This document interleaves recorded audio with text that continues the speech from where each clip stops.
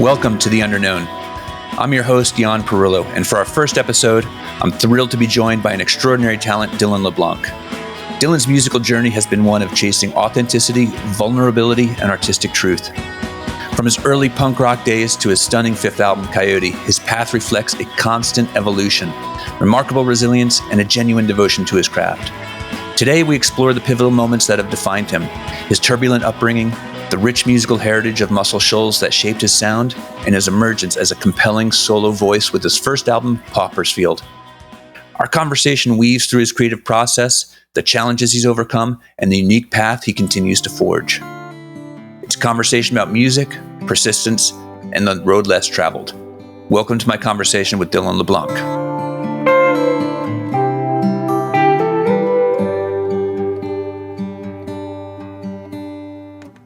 Well, I get tied down when you cross my mind. You won't let me back in, but I won't stop trying.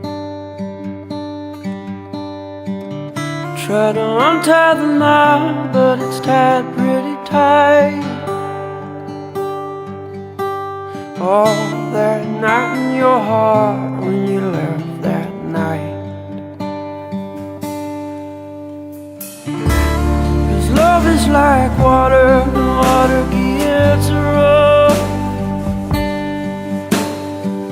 I've had all I can stand, but I can't get enough. Let me love you again, give me one more try. Oh, if the good Lord's willing, then the creek don't rise.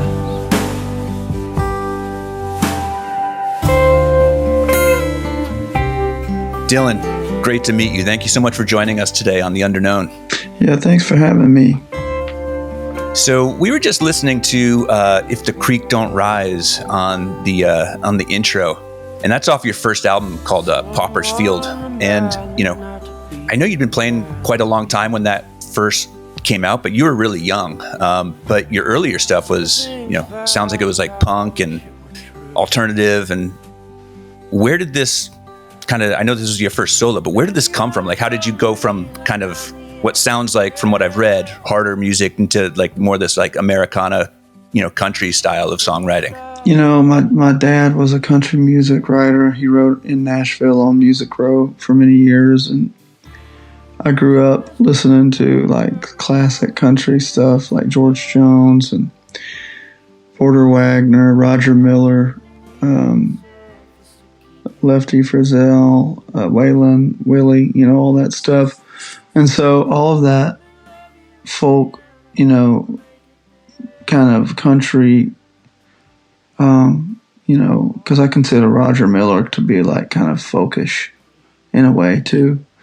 I don't know, it was just in my DNA, Right. But I didn't want to be that when I was like a teenager because I was surrounded by it all the time. And it wasn't cool, back then. And so, but every time I would sit down and write a song, it would be more in that vein, even though I would try really hard for it not to be. And it just seemed more natural to write that way. It's just what came out, and I can't really explain that other than I guess it was just indoctrinated into my neurons or something. I don't even know. It's funny that you say that, Dylan, because I remember when I was, probably about the age that you put out Paupers Field, I started writing songs too, and they all sounded country. And I was like, when I was 20 from the Northeast, I was like, I didn't like country. I didn't grow up with country. Like that wasn't for me. Like, and I was so mad at myself because I couldn't write the stuff that I thought should come out of me. And so, stopped for a little while, but you kept on going, and you came out with this that first album for you're pretty young is really amazing. And one of the things that you got, and I'd love to hear how you did this. I mean, you got Emmylou Harris to sing, I guess, backups on If the Creek Don't Rise when you were 20 years old. I mean, how did you do that? Let's see. I had a manager at the time named Monty Hitchcock, and he had been her manager previously, and they were still friends, and they were very close. And he pretty much lined it up for me. He was my first manager, and Nashville guy, really funny guy. And I had, mentioned it to him that I wanted to get her on the album. He said, I don't. He was very protective of her, and as a good friend, a manager, whatever should be.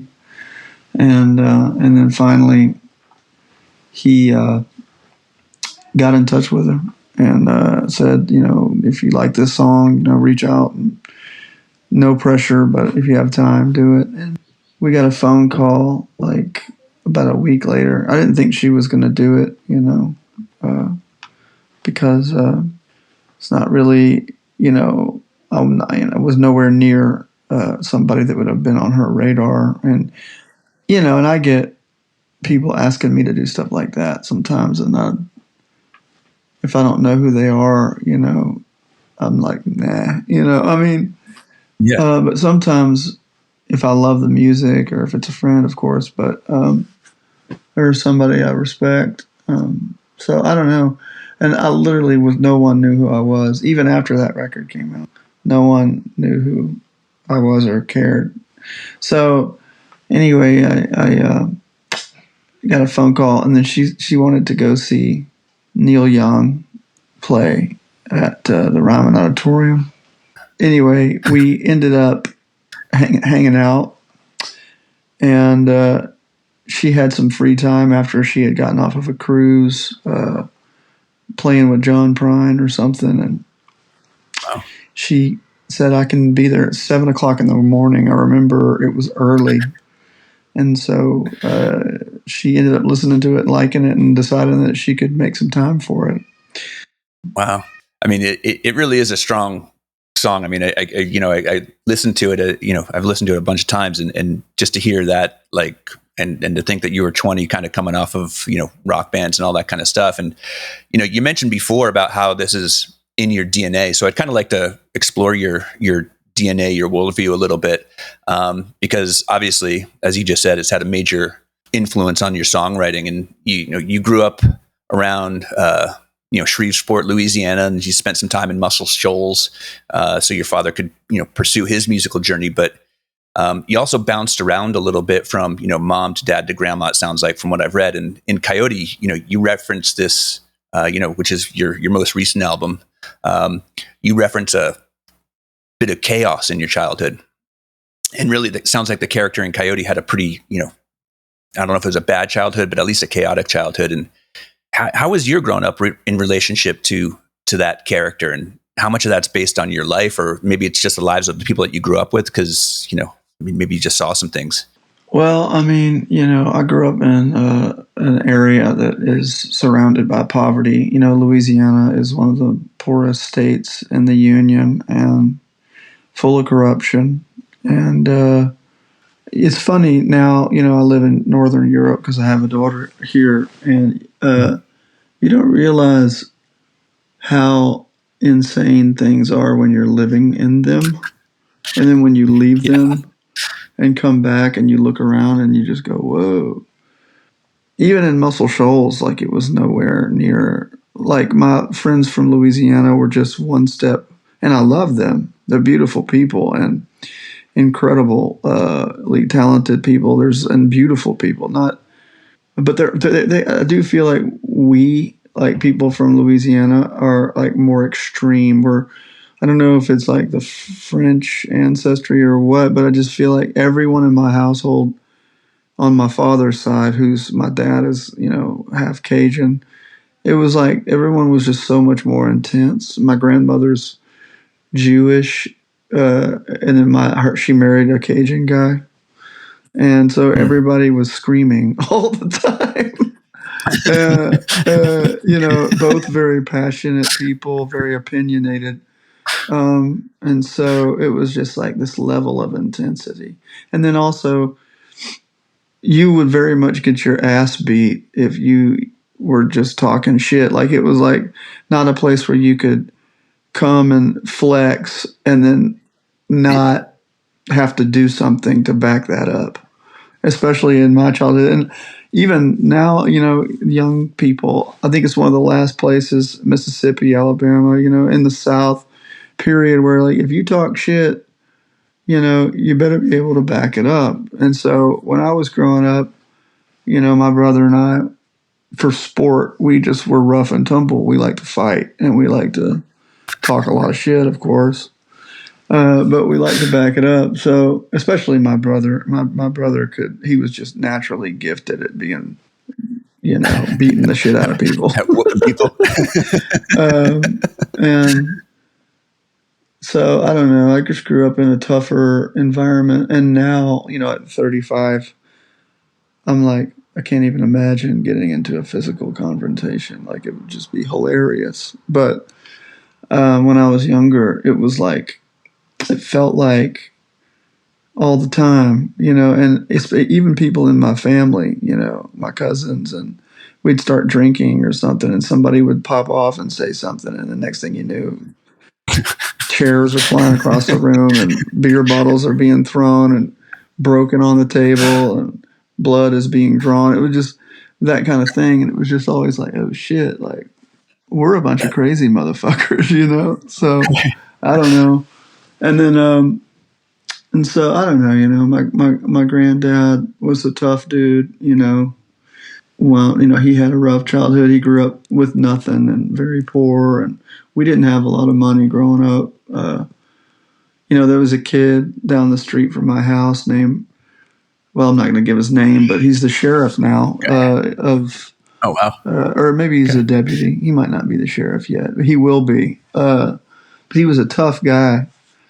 And he was one of those kids that we would, fight a lot. I fought him probably, and I never won one. Now, I couldn't get one win on that guy. He was so damn tough. And he was like one of those guys we were like, 10 years old, and he was already ripped, just super muscular. Yeah. And I was about, a twig, not much bigger than that. So I don't know. And then there was obviously, there's a lot of crime, a lot of drugs, and a lot of, dealing and wheeling going on, or somebody who wants something from you, or you got something they want and they'll take it from you. There's a lot of that around, and I don't know. So I grew up in that kind of, it was a tough. So it's just more chaotic, really. I mean, it was just like, especially looking back on it now, it's like it sounds like, because you were in the house, and I know you're still close with like your dad and everything. So you had a good support system. You guys just didn't have a lot, and it was like a pretty tough area that you grew up in. Is that kind of fair? Well, yeah. And I mean, this is primarily my mother when I was with my mom. It's funny because it was not really like that in Muscle Shoals. I remember thinking Muscle Shoals was boring because none of that was going on. And also in Shreveport, hip hop and R&B was extremely popular. Mm-hmm. And then, it was either that or like heavy metal or, rock. And then when I moved to Muscle Shoals in, northeastern Alabama, it was more like not everything was nicer, and people were more kind to your face, but talk shit about you behind your back. Yeah. And I wasn't accustomed to that. I was more accustomed to people just talking shit to you right to your face. Right. And, or, just being more direct, or, it was even your buddies. I mean, it was, just a tougher thing. But then it was like people in Muscle Shoals they were in love with like country music. And it was like, Kenny Chesney. I remember like everybody wanted to listen to Kenny Chesney, and I fucking hated Kenny Chesney. And I just never did like that type of music. The like newer country type of stuff. Everybody's talking about how country they are. Yeah. Trying to out country everybody, and they're from fucking Ohio or something. Yeah. So, I got kind of tired of that. Still do. It's like if you have to say, I ride a tractor and, I like girls wearing Dixie shorts or whatever the hell they say, and girl, grab me another beer, get your hot self over here, whatever that terrible Luke Bryan song is. So yeah, that was the kind of music that everybody liked, and wearing cowboy hats and Wranglers and boots, and but like still kind of just different, So you spent some time there in Muscle Shoals, and it was with your dad, and he was pursuing his kind of musical career there.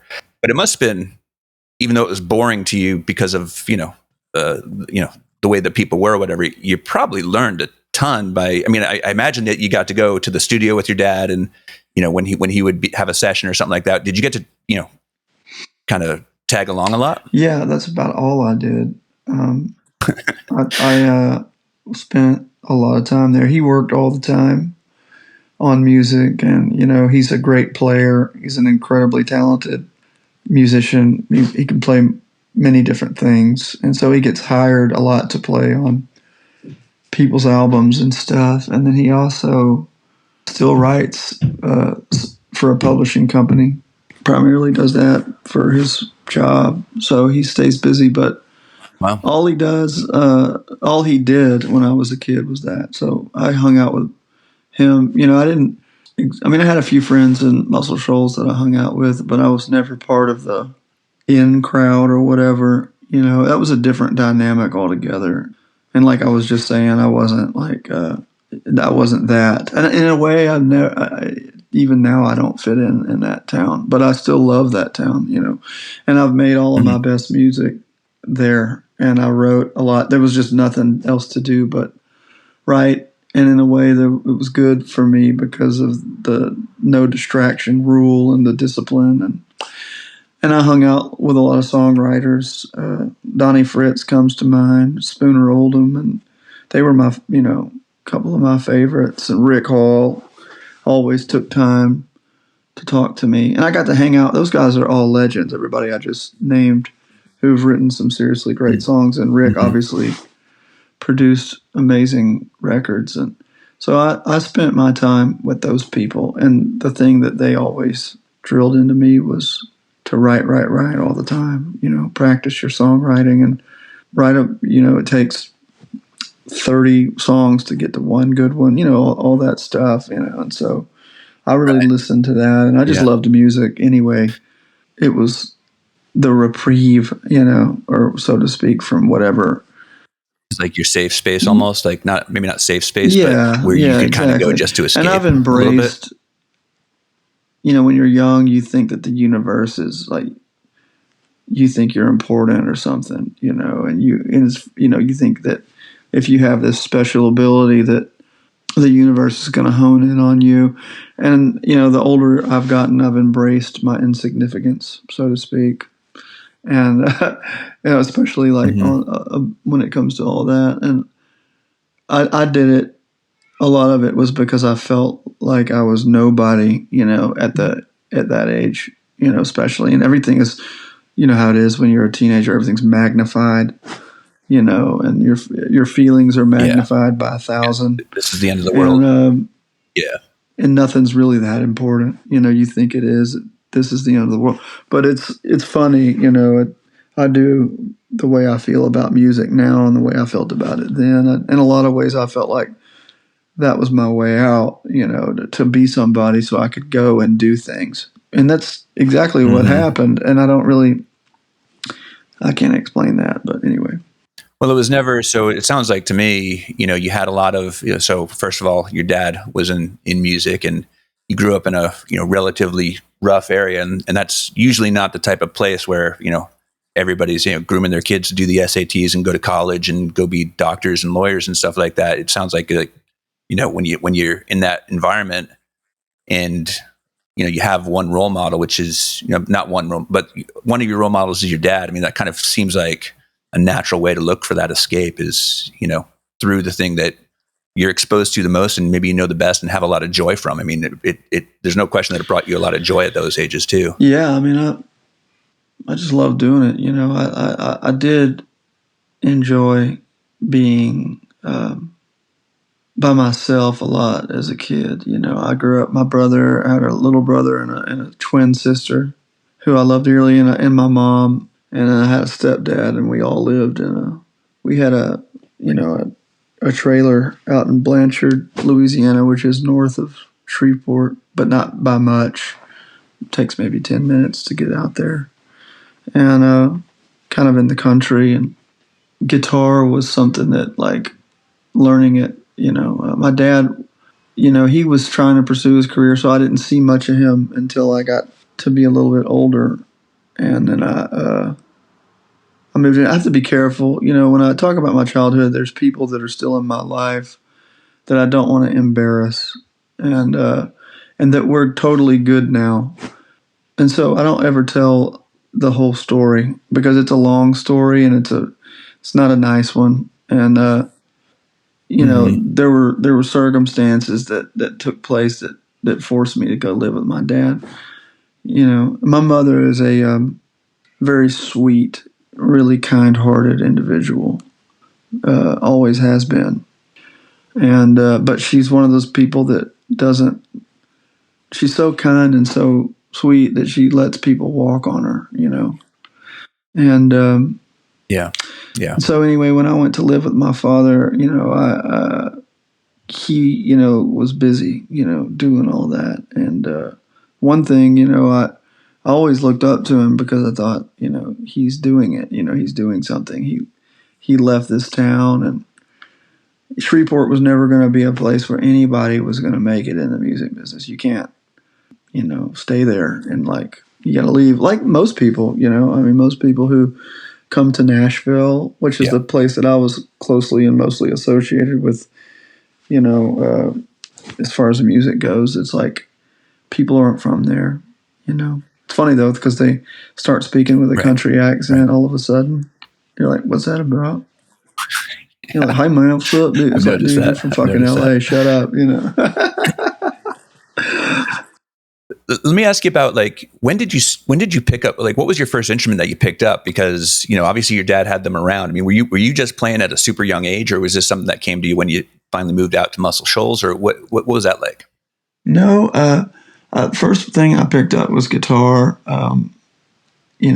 Like I said, I didn't live with my dad, and so until I was about 10, and so I started playing when I was 7, and a guy named Danny Wilder was a guitar player, and he was a friend of my dad's, and he gave me lessons, let me borrow I remember it was a Spanish classical guitar.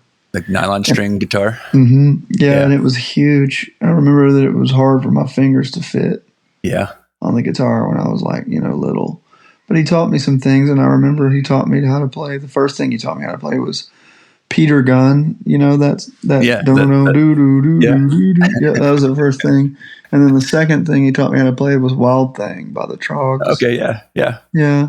So I just sat in my room playing that nylon, just going ding, ding, ding, ding, A, D, E, over and over again.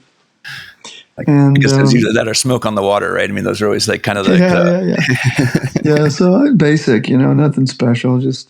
He showed me some things, and then a lot of, listening to records and like, the radio, whatever was on the radio, because I didn't really have a lot of access to music. I know that there was a cool station that played classic country that I used to love to listen to, but they would play like really old stuff like Hank Williams, but then they would throw in like some, Billie Holiday, and then there was a lot of jazz because, if you're from Louisiana, jazz and blues is like really popular, and so they played like Miles Davis. I'm drawing a blank on my favorite Bill. I can't remember his last name. Jazz piano player. Yeah, whatever. But that kind of stuff. Buddy Guy. Obviously, a lot of Stevie Ray Vaughan because he was huge in the 90s, and he had just died. And when I started kind of getting into music, and then Nirvana, was playing on the radio still, and Kurt Cobain had died not that long. So I listened to a lot of that kind of stuff. Loved Nirvana, man. Even when I was like a little kid. I remember when I was young, I had a chance to go see Stevie Ray in New Hampshire. I lived in Rhode Island, so you're talking about like not a very long way.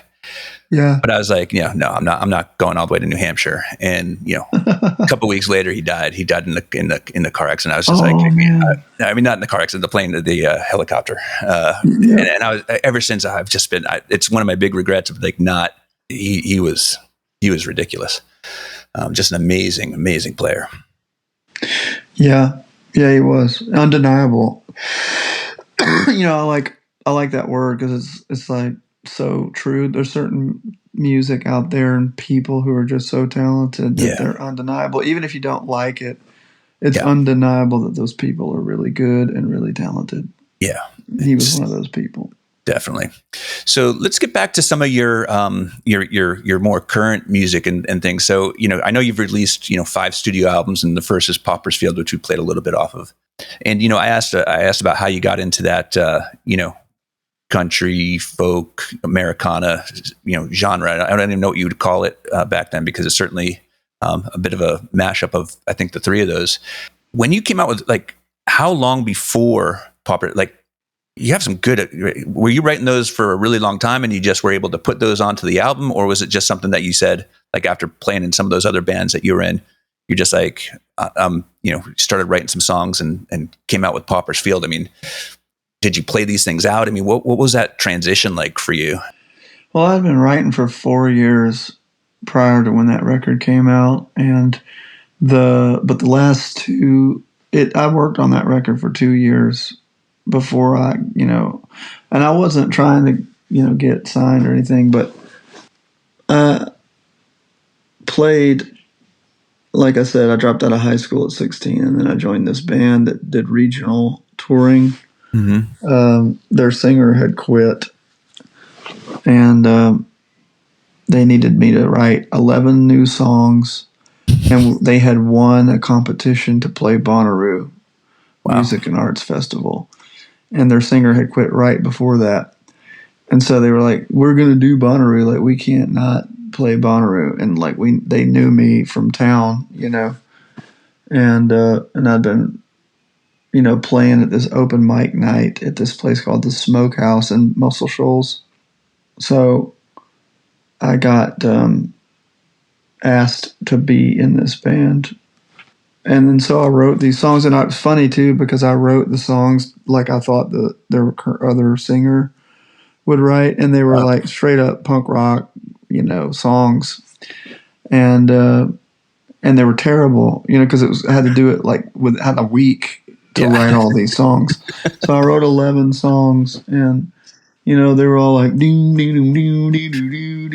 same 3 chords, like just strummed differently. Yeah, and I think a few of them I didn't have all the words, so I just made shit up. Yeah, and screamed into the microphone. And I think there's actually some footage of that Bonnaroo show somewhere. But that's awesome. Yeah, I didn't see it. So no, and I'm not even going to tell you how to find it. It's terrible. But so I did that, and then I stayed in that band for a while and toured a little bit.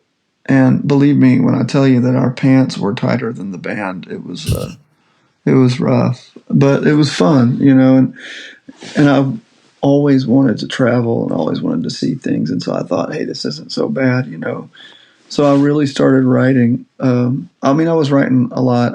Started really writing when I was like 14, but I wrote a few songs when I was 10, 11, 12, they were not that good, but when I was about 14, I started like really buckling down and writing a lot. But the Paupers Field songs were from 16 to 19, I think, the last. So Low, the first track on that, I was 16 when I wrote that song. Wow. And then I put it on that. It wound up going on the record, I was going to say, it's an interesting record to me because, it's pretty stripped down, right? I mean, you have a electric, slide, bass, drums. I mean, it seems like there's a lot of space in there, but your voice, even at that young age, I think still sounds very much like, it's you. It's not like, someone that I'll talk about later, like Leonard Cohen, where he starts off with this kind of higher voice. And then, decades later, he's got this like, he's barely, talking in this like smoky voice. It's like, it still sounds like you, but the music is a lot, I think, simpler from the, instrumentation, at least than what you kind of come on to. I just thought that was pretty interesting. And you have a lot of really good songs on that album for a debut album. And you were able to get some, you said you were an unknown before that came out, but after that came out, I mean, you had an opportunity to tour with, or at least open for, Lucinda Williams, the Civil Wars, who were probably huge at that time. I think they'd run Grammys, and, George Ezra, who's still pretty big, Laura Marling. How'd you get those opportunities after that album? I mean, did that kind of take off for you? Did you get a lot of notoriety from that album? Because, like I said, it's really strong. I didn't take off. I got some good opening slots for that album. And John Paul White, is also he's from Loretta, Tennessee, which is just right across the state line for Alabama. It's about, 30 minutes drive, maybe 40, from Florence and Muscle Shoals area. So he lived around town, and he knew my dad. And that's how I got the opportunity to do some shows with them. They were getting huge. They weren't huge yet. I'll tell you what, I played the non-com convention, or I played a show with John Paul somewhere. I can't remember. Nobody was there. We were splitting a bill. It was the Civil Wars. And this has happened a lot to my friends in my career. I've watched a lot of my friends just take off. And the next time we played together, I hadn't spoken to John Paul. It was like a year later, 2011 maybe. And this was 2010 then that we did that first show. 2011, when we played the non-com convention, he pulled up in a tour bus. I mean, he was driving like a Honda Civic with all of his shit in it. And then he pulls up in a bus. He's got a crew. I'm like, what the hell? And I didn't even know, because I never have been one to pay attention to like what's going on in like commercial and mainstream music, but he had like commercially and mainstream like blown up. Yeah. And I had literally no idea. And I remember sitting on his bus, because I was making my second record, and he was like, well, I want to hear it, man. And like, he had just gotten huge. And I think he was like, yeah, I just got done like hanging out with Eric Clapton. He came to our show in London, and I was like, bro, what the fuck happened in a year? And I remember it was that Grey's Anatomy. This is back when like syncs, or like a song in a show could really change your life. Yeah. Yeah. And they played the entire Poison and Wine song at the end of one of those episodes. And it was like maybe even like a season finale or something, but they got massive, and they were good. I mean, like, they were really good, and they had a energy, and so, and then the same with the Alabama Shakes. Mm-hmm. They were just like, took off, and they're from that area as well. So I don't know, it was amazing. That's got to be like really cool on the one hand and frustrating on another. Like, I mean, to watch like the success of these people that you're like, that are peers of yours, basically. I mean, so I saw some footage of you playing If the Creek Don't Rise looked like a restaurant, right? And we've all been to those gigs, or had those gigs where you're playing in front of a bunch of people eating their food. But it sounded it was amazing. It sounded so good. You had a woman, I think her name was Allison. I forget what her name was, but she was doing the backup vocals for you. And there was another guy on acoustic lead guitar. It just sounded really good. And then to go from that opening for people that are kind of pulling up in tour buses, I guess you'd already played Bonnaroo, so it wasn't that big. It's not like you had to learn how to play on a big stage or anything like that, because you'd done things like that. But it's kind of a big shift in the way that you're playing to larger groups of people. I mean, it's definitely a different thing having to fill that bigger space. Yeah, it was funny because, like, I got signed to Rough Trade just out of chance, which is another story. But and then that record came out, and it's funny when you're young. I was young, like naive, thinking that like this is it, And just because you get signed to a record label and your record comes out doesn't mean it literally means nothing. And even if you go out and play for bigger acts, I didn't have any money, and it wasn't like my life was like just changed overnight.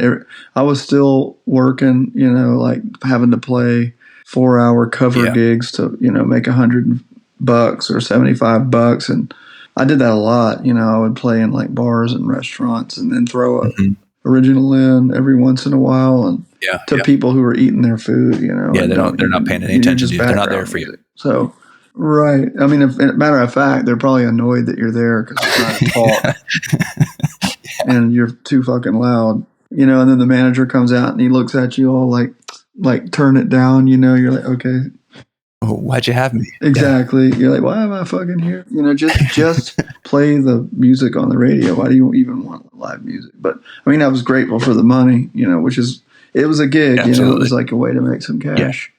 And it was better than, you know, working at McDonald's or flipping burgers, which is about all my education has to offer me. So, you know, I did that, and then I would get that opportunity. You know, like you said, I did that Lucinda Williams tour. I had signed to a booking agency, still with them, called High Road Touring, and they booked Lucinda, Wilco, and at the time, like Ryan Adams. And you know, that's another thing. Like when I started, if you were just a singer-songwriter trying to start out, unless you were Ryan Adams, it was like nobody gave a shit. And Americana was not as popular as it is right now. Right. You know, Ryan Adams and the old 97s and like the Drive-By Truckers and, you know, My Morning Jacket, those were the bands that were like having some success. And I don't remember a lot of other bands that were like just doing it, you know. So, you know, I remember Jason Isbell, you know, he's also from Florence. You know, he lived there and he struggled for years trying to make something happen. I remember him playing shows in Florence and nobody was there, you know, and it's the same like with me, you know, like I'll play, even now I'll do a show at home and it's not like I can fill up. You know, we did a show at the Shoals Theater.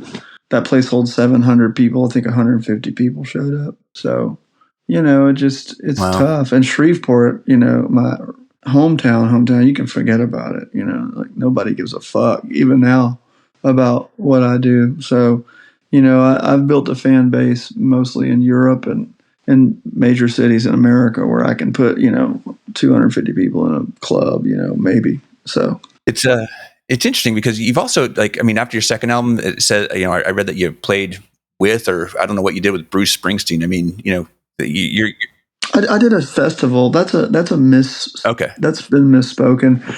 I played a festival where he was the headliner. I mean, it was just a festival show, and I didn't open a show for Bruce Springsteen. I mean, John Fogerty and Bruce were the headliners, and it was the Hard Rock Calling Festival. I mean, I played, you know, the same. I think it was the same stage, but it wasn't. I mean, you know, I guess you could say that's opening, but it wasn't like Bruce called and was like, "Oh yeah, man, we got to have Dylan LeBlanc playing," you know, for us. It wasn't like that. That'd be cool. But, it sounds awesome. Yeah. Can't believe I can't trust everything on the internet, man. That's sounds good on a sheet of paper on a bio or whatever. So when I was playing, we had a show in New Jersey, which was right next to, he lives in Rumson, and it was like the town over on the shore. And the bar owner's son had just died kind of tragically. He was pretty young. And you know, Bruce was known to kind of go into that bar every once in a while. It was local. And they said that, okay, well, Bruce wants to come and play, and we were the band, and it was inside because it was raining. We usually played outside, and he's going to use your stuff. I was like, awesome! I can't wait to play with Bruce. And they're like, you're not playing with Bruce. Bruce is bringing his own shit. He's putting it up there, and you guys are getting off the stage. Like none of you are playing with Bruce. And he was only going to show up if it was all kept quiet. And somehow the word got out apparently. And I don't even know if it was true, to be honest with you. But all of a sudden, like this place is just like there's like 1,000 people like standing outside in the rain, and the inside was just packed. And you know, he never showed up. So I don't know if he was ever actually going to show up, but. That's the closest I ever came to playing with Bruce Springsteen, but you know, obviously it's a good story though. It's a good story. Yeah, that's cool. Would have been better if I got to get kicked off the stage by Bruce, but you know, it's still kind of cool. But you know, between so one of the things I also saw is like between your first and second albums, you appeared on this thing with Steve Cropper, and man, I don't know if you got to meet any of these people, but there were some like monsters on this, like B.B. King, Steve Winwood, Brian May. I mean. How did that opportunity, was that kind of through your dad and the Muscle Shoals connections? I mean, how did you get to do a song on that album? That was through a guy named John Tiven who lived in Nashville, who was part of the reason why I got my first record deal. He he was one of those guys in the business who he had done some things with like R&B artists, but I had actually met him through the Bluebird Cafe in Nashville. ASCAP used to do this thing called the New Writers Night at the Bluebird Cafe, and I had just signed with ASCAP. They're just a PRO company. Obviously, anybody can walk in and pay their $30 fee and sign up. And but David Briggs was the guy who was the chairman or whatever, the president or vice president, and he would, I walked in. He said, "Do you want to play the New Writers Night, or do you want us to schedule you?" Yeah, why not? And so I played this Writers Night, and John Tiven was there, and he was, weird looking dude, with a New York accent. I think he's from Connecticut actually, but he had lived in New York and he had moved to Nashville like recently. I guess not at that time. He had maybe a couple of years he'd been there, but he had a shirt on that said Barney, so I thought his name was Barney. It was like a mechanic shirt, Yeah. And he was like, so I played the gig and he was there, and he comes up and he's like, he's got the shirt on that says Barney, and I was like, "Hey Barney," he's like, "My name is John," and he's like, "I just want to say, man, really cool songs." And I had played some songs that wound up being on Paupers Field. And he said, "I'm going to London next week. I curate a show for the Jack Daniels yearly party. They do like a company party, I guess, for the employees or whatever. But a lot of people show up to those parties.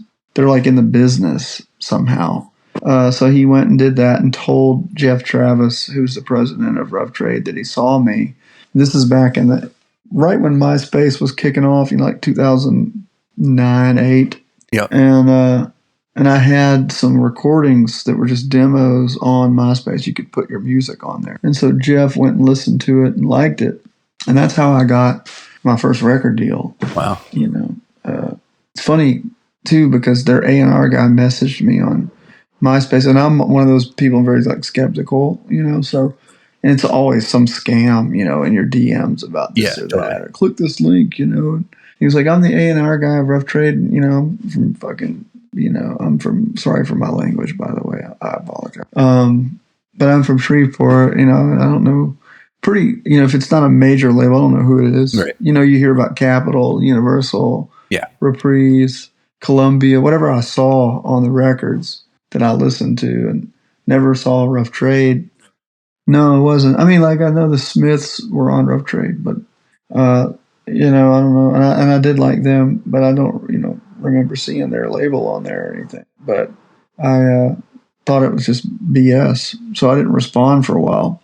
But then I got a phone call from Jeff himself, and I was driving, and but anyway, that's how I ended up on I got off track. I apologize. That's all right. That is how I ended up on the Steve Cropper record, because John was friends with Steve Cropper, and they had worked together in the past, and I did meet Steve, and he was a nice guy, and the band was Steve Ferrone on drums, Tom Petty's drummer at the time, and Spooner Oldham on keys, who I'd known from home. And Dan Penn was playing guitar, and Steve Cropper was playing guitar, and David Hood was on bass. So I knew David as well. And funny, because we were it was a tribute to the Five Royales. I remember I'd never heard of them before. Right. I was supposed to listen to the music and learn it, and I was drinking a lot back then, and I remember I didn't learn the songs. So like on the way there, I'm trying to learn these songs, and one of them had like a really funny count in. It was like kind of started in a weird spot, and then the vocal started in a weird spot.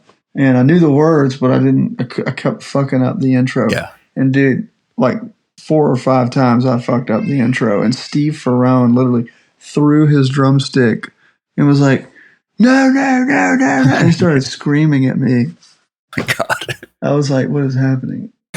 And then I was like, "I'm going to take like a 5-minute break." And then I walked outside, smoked a cigarette, and Spooner Oldham was out there, and and I was like, "Spooner, man, I'm blowing this, man. Like, I don't like, I was like, I'll be 100% honest with you. I didn't know that was going to be the situation. You know, to be honest with you, I didn't know Steve Cropper was going to be there. Yeah.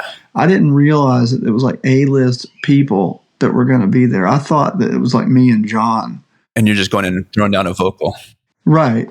In like a studio. I didn't realize it was with a live band. Yeah. And I didn't realize that it was going to be these people, like these classic legends of musicians. To my, like, and I'm not making excuses, but I'm just saying, like, I did not know. And so I didn't realize how serious of a thing it was going to be. Session. So anyway, I'm like smoking it, and I'm like, Spooner, and this is so Spooner.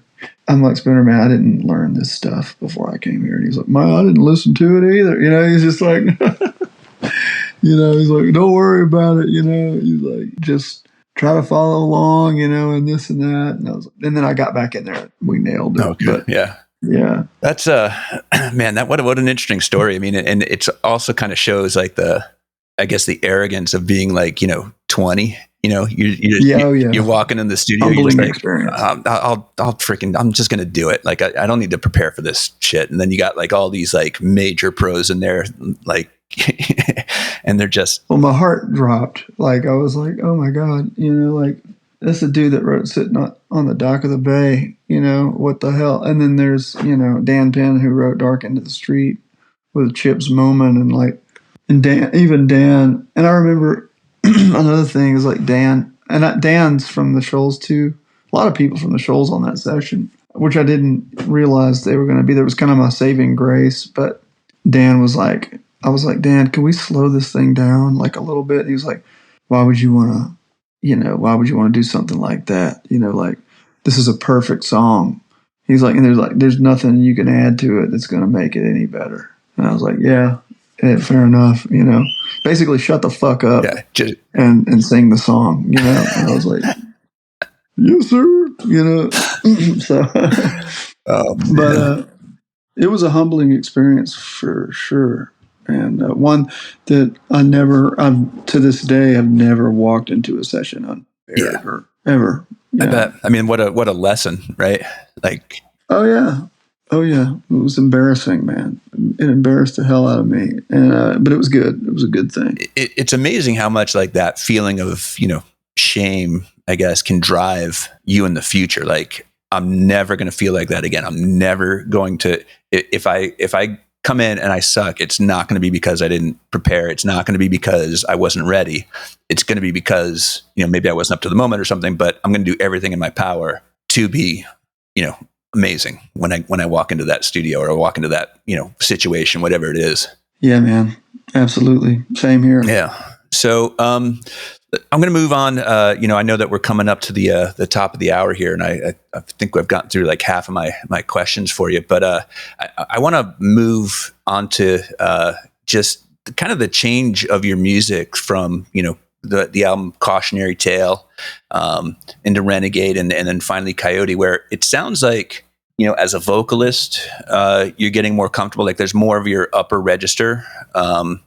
You know, that you're using, you bring in some electric guitars. I think that might have started on Cautionary Tale, but definitely in Renegade, it's like, you know, it's much heavier in terms of like the music of it. Like there's a lot more, you know, electric, little, like the drums are a little more present. What was that kind of like a conscious shift that you made, or was it just like your evolution as an artist? I mean, what drove that?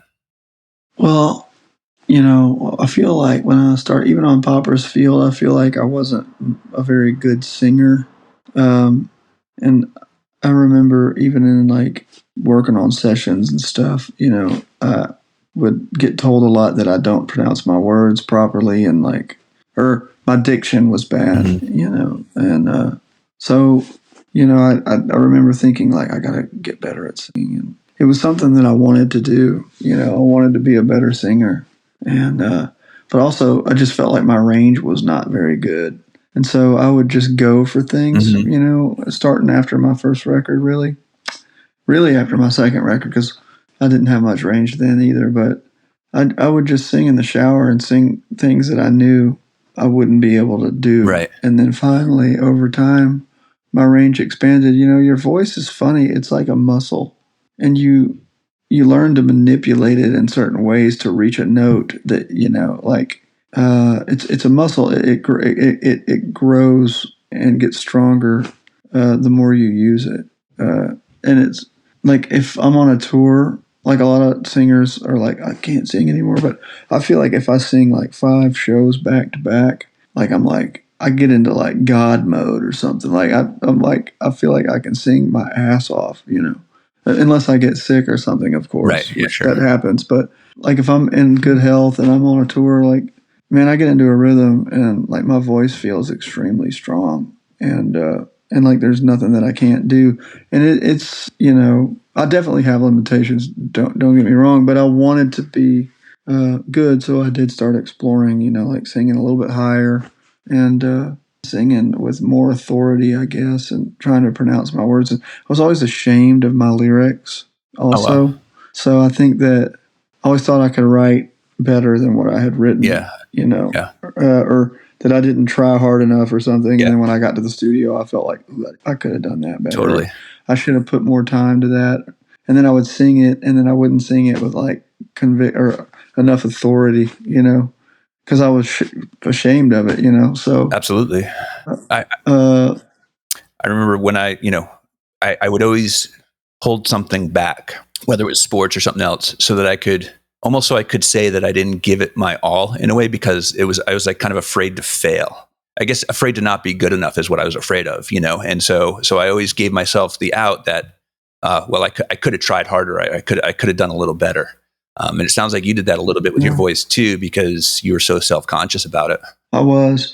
Your voice is like, when you sing, I mean, it's a ridiculous thing to do if you really think about it. Standing up in front of an audience saying, look at me. I'm so special that everyone should listen to what I'm singing and like pay attention to me. It's this weird thing. I mean, and you're kind of asking for to be ridiculed. Yeah. And when people actually do ridicule you, it hurts your feelings, but it's funny because you're asking for it. I mean, like, you're putting yourself out there and people are going to give their opinion, And I remember people saying, like, what's this? Sounds like a poor man's Jason Molina, or, or like Ryan Adams 2.0. And, people would say things like that. And I've got a pretty thick skin, but that shit would, like, it would bother me. I bet.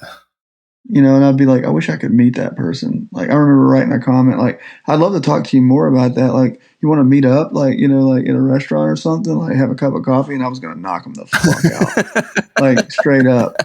And, but it, never obviously came to that. But, and then I'm older now, and like, it's funny because like now and it's not because I'm like trying to be cool or anything, but I really don't care what people think.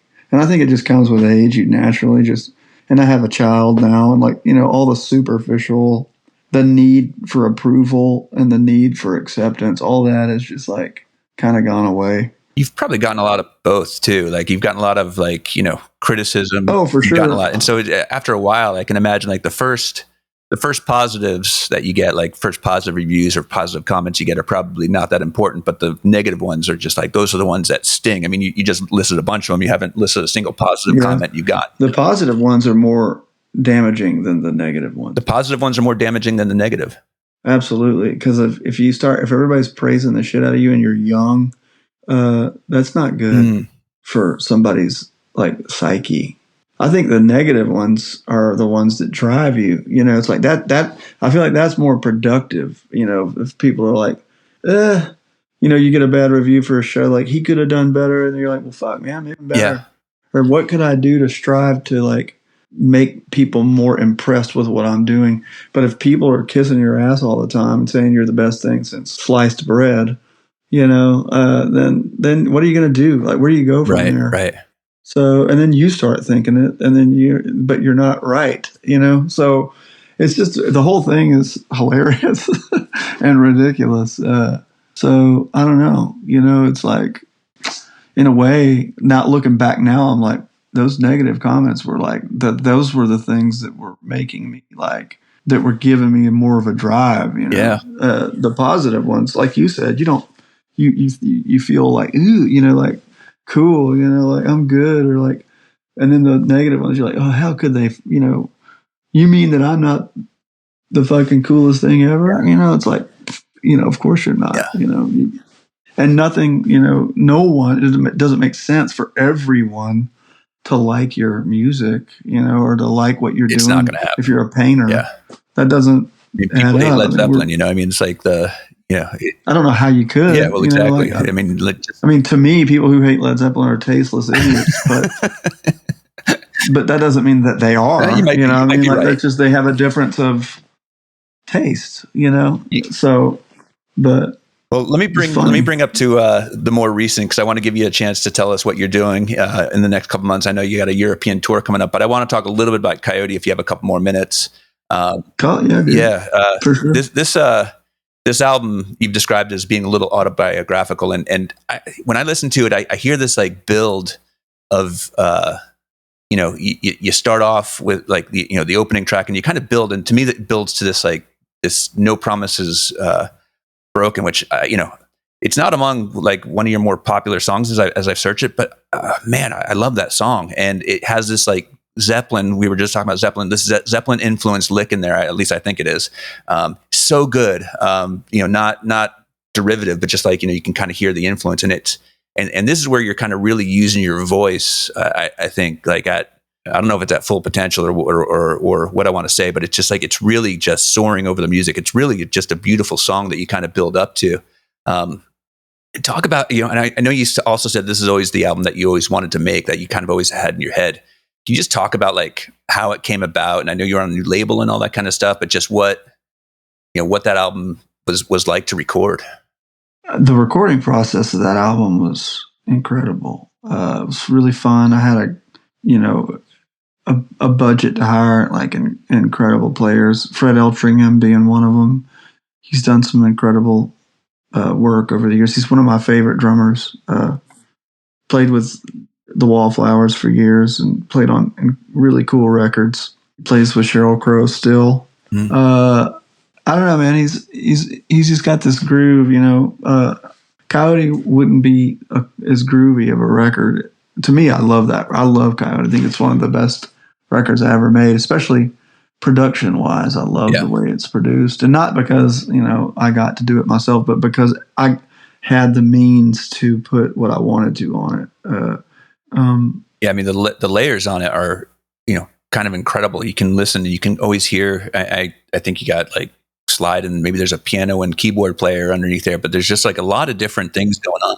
Well, they're all incredible. I mean, the musicianship is what it is. And when I say produce, what I mean is I got the right guys in a room, and that's, if you're a good producer, that's pretty much your job, and then you don't do anything else. Yeah, you let them. And that's exactly what happened. I mean, I wrote the songs, I brought them to the studio, I hired these badass players who all they do all day long is play on incredible records, and then they bring what they do to the table. I mean, I didn't really tell anybody to do anything.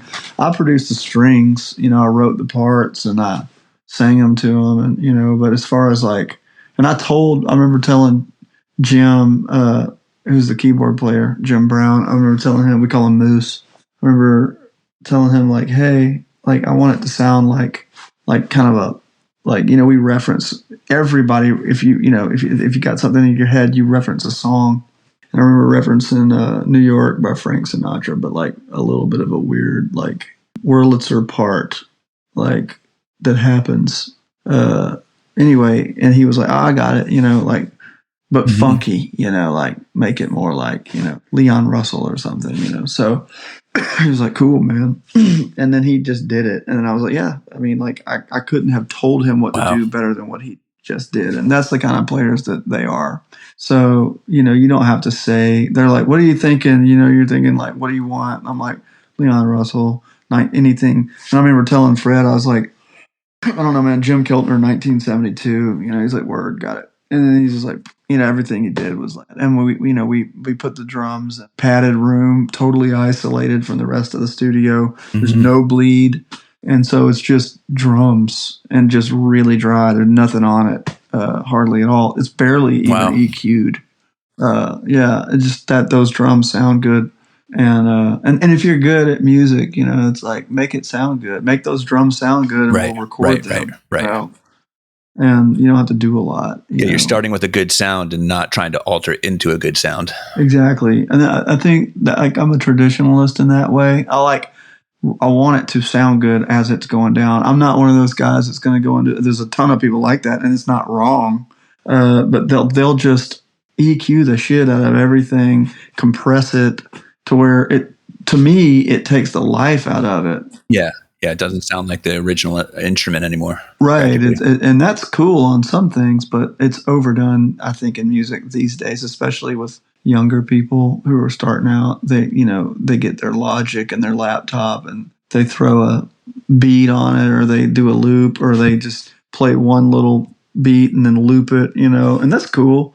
And there's nothing wrong with that. It's just that, or they take a guitar and like just filter it through like all kind of compressors and stuff. And it's like, it just sounds compressed. I mean, to me, if you know what that is, that's what it sounds like. If you don't know what that is, like a regular everyday listener, you're going to go, oh, well, it sounds great, But to me, it's like, make that guitar sound good, and then play it. Or play a guitar that sounds good. Or if you want a guitar with dead strings on it, that's the sound you're going for, then, play a guitar you haven't changed the fucking strings on it for 5 years, So I'm just that kind of guy, when it comes to the studio, and purist, I guess. I have worked with people and done things on records that aren't that too, like Renegade's kind of like that. It's got some, compressors and stuff on it. No loops, but, Dave Cobb had every toy you could possibly imagine. But he also had every piece of badass gear you could possibly imagine. And he knew how to use them all, presumably. Yeah. I mean, that's the thing. Like when you're starting out and you get these toys, you want to use them. You know what I mean? So you throw them all on and then you kind of realize, and again, this is a thing that probably comes with age or maybe just being gifted, but you kind of realize that sometimes less is more, and you start to work on getting the original sound, like you said, to what you want it to be. If you're looking for the dead strings, play dead strings. Don't like process dead strings. And Yeah. The last question that I want you to be able to talk about is, this tour you have coming up, it looks like Netherlands, Germany, Italy, Spain, Portugal. I mean, it's pretty crazy. And you mentioned that you have pretty good audience in Europe. So kind of like, how did you come to be big in Europe? And, what's your plan for the rest of the year in terms of touring or recording? The main thing, typically I write a lot of songs before I make a record, and I'm one of those writers that it takes a lot of songs to get to the record and also, I'll stockpile them and forget about them and go listen to old ones that I wrote years ago and think like, oh, that's cool. Or I'll have half a song that's laying around and then I'll blend it with another one. But it's just about writing and the discipline and sitting down and doing it and enjoy. You kind of have to enjoy the process to do that. And you can't always enjoy the process. And doing it when you don't enjoy it is when it really matters the most. And that just, like I said, discipline of doing it. But yeah, so I'm still doing that. Because when I'm not touring, I'm just at home with my daughter, and when she's at daycare, in the daytime, that's when I get to write, so I'll write when she's at school. And, but I can't lie to you and say that I don't fuck around sometimes and watch a little Netflix or something. Like procrastinate. And I'm like, oh yeah, and I'm also like, my attention span sometimes is bad. But so that's it. And then I got this tour, and I've been touring in Europe since the beginning. My first record was primarily pushed in Europe. So I just naturally built more of a fan base in Europe. And they were a stronger label in Europe, so it was just sort of built around touring here. And I spent a lot of time here. I'm here now. I'm in Norway, but well, that's amazing. So so I was reading on. Is today your birthday? Today is my birthday. Happy birthday, man! Happy 35th. That's awesome. Thanks for spending some time with me. I really appreciate it. Yeah, of course. It was really good to talk to you, and I wish you all the luck in the world. Like I said, I had, probably 40 more questions for you here that I lined up, but great conversation. I really appreciate your time today, Dylan. Thanks a lot. Of course, man. Thanks for having me. It's always nice to talk about a little music and hang out with people, meet new people. It's very nice to meet you, get to speak with you. Awesome. Thank you so much. Yeah, man.